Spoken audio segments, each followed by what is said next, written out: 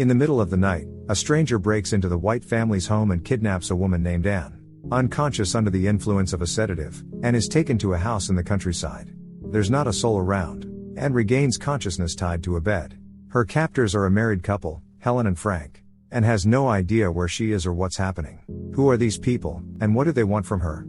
Still disoriented, Anne calls out for her husband Jack, but obviously he isn't there. Frank calls Jack, or at least pretends to, and says that if he doesn't pay the ransom, Anne will be dead.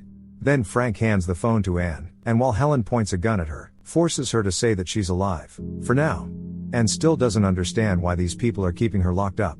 So far they haven't said anything. Sometime earlier at a business party, Anne sees Jack chatting cheerfully with his colleague, Emily, and hurries to join them.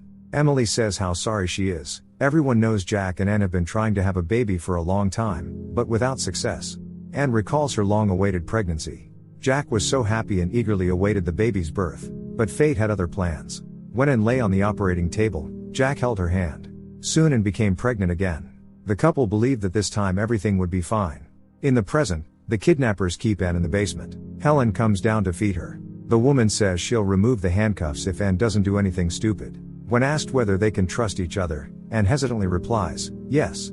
Helen has made veal especially for their prisoner. When the phone rings, the woman rushes upstairs. Anne thinks this is her chance to escape, but she realizes too late that her leg is chained. Helen returns and says with feigned regret that running around the room is a bad idea.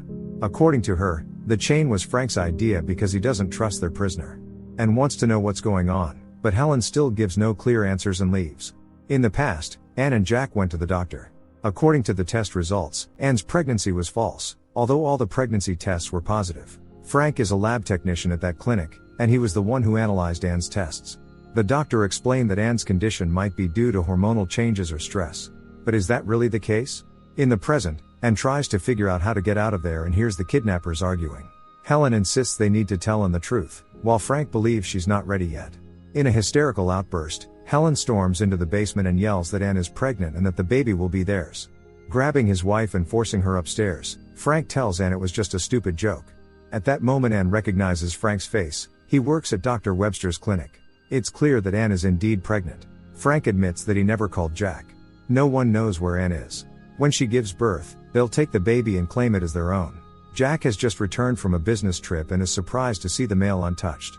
His surprise turns to alarm when he can't find his wife in the house. All the voicemail messages remain unread. Jack immediately calls the police and learns that Anne's car was found at the bottom of a cliff. Most likely she lost control of the vehicle. Crying, Jack says he wants to see the body, but the officer says that's impossible because the fire destroyed everything. The man refuses to believe that Anne is dead. Even if Anne's ring and necklace were found at the scene, it proves nothing. Besides, the necklace was found without the pendant. The officer is sorry, but the police have no grounds to start an investigation. In the morning bringing Anne breakfast, Helen finds their prisoner curled up in a corner. Anne says she isn't hungry, and Helen accuses her of being selfish. After all, it's not about her, it's about the baby. If Anne refuses to eat, then Helen will have to force her. Suddenly Anne knocks the glass with the cocktail out of Helen's hands, making it clear she's not going to be obedient.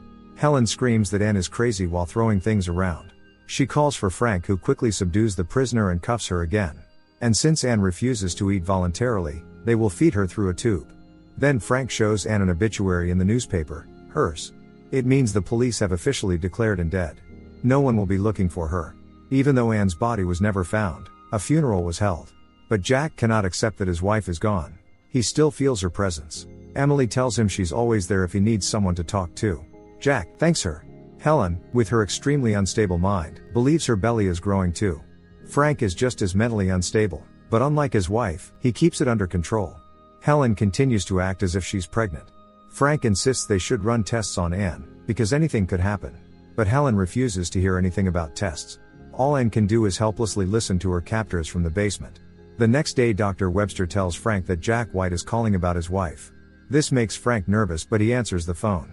Jack is just trying to get any kind of information. Frank says he can't help and knows nothing. Dr. Webster senses something is off, but Frank insists everything is fine. Helen brings Anne breakfast again and suggests they become friends. The woman also decides that the reason Anne looks sad is the lack of makeup. While applying it to her captive, Helen says she knows Anne's full medical history. When Anne insults her, Helen doesn't understand why. After all, she's trying to be kind. The only thing they have in common is the desire to become mothers.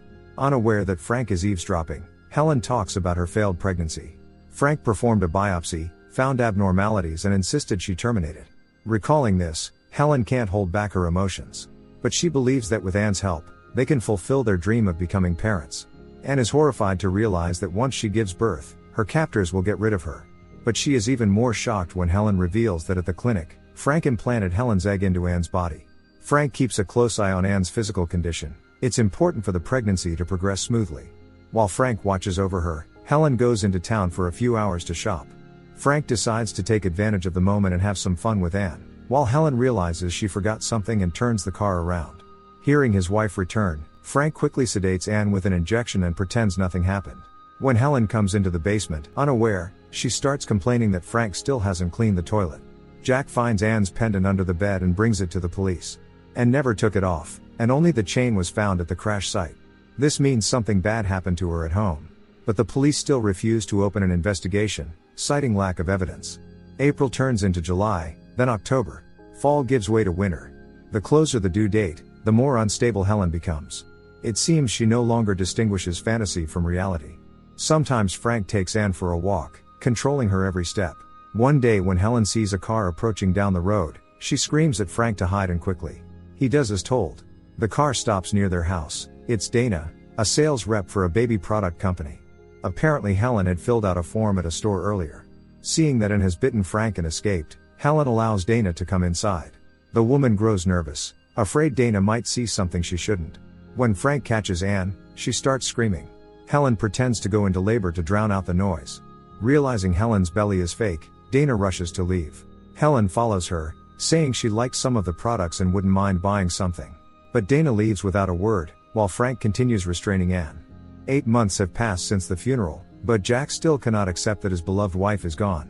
Emily subtly hints she wants something more, but for Jack, that would feel like betrayal. Realizing Jack is still in love with Anne, Emily walks away. In the middle of the night while Helen is asleep, Frank prepares to take a sample from Anne to check the baby's health. Anne doesn't want this, but Frank says she has no choice. Seizing a moment, Anne attacks Frank and wounds him.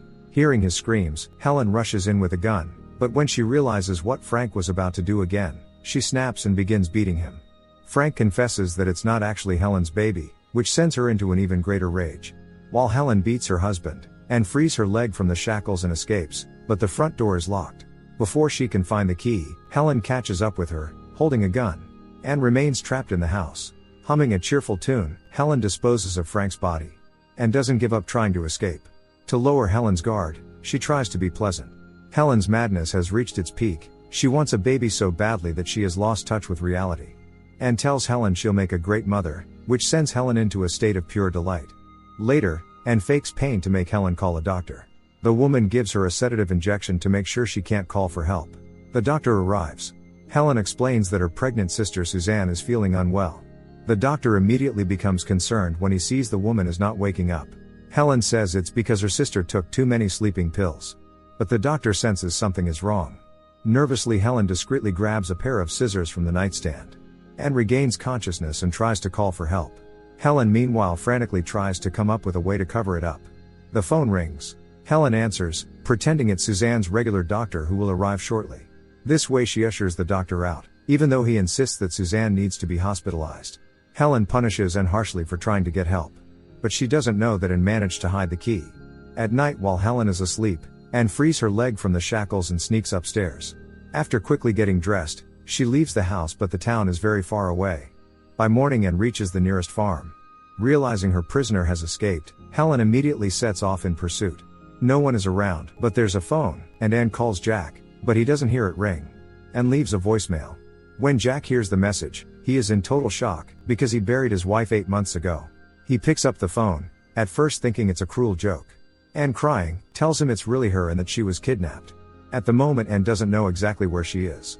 Jack asks her to describe any recognizable landmarks and to call 911 immediately.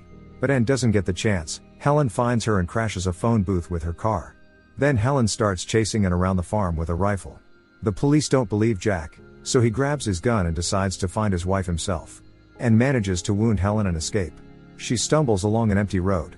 When she sees a car approaching, she signals for help, but the driver simply passes by. in despair, and collapses on the roadside. Another car passes, and this time the driver stops. The police have already arrived at the farm, but by then, neither the captor nor the hostage is there. Jack is desperate, unable to understand why the police are doing nothing. Suddenly his gaze falls on the nearby house.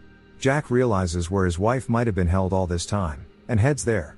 But Helen is gone. At that moment she's still driving through the countryside searching for Anne. Fortunately the man who stopped takes Anne to the hospital. But Helen sneaks into the hospital room, knocks out the doctor with a sedative and kidnaps Anne again. It turns out Helen also captured Jack. He is barely alive. Anne, handcuffed to a bed, screams in despair. Helen eagerly awaits the birth of the baby. After delivering a crazed tirade, she falls asleep beside Anne. Jack is gravely injured and on the verge of death. Anne goes into labor, but manages to free herself. Helen points a gun at her.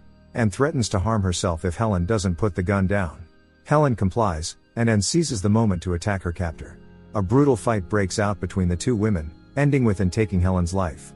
Moments later, labor begins in full. Police and paramedics arrive. Jack is in critical condition. Anne is safe and has delivered a healthy baby. They are all saved.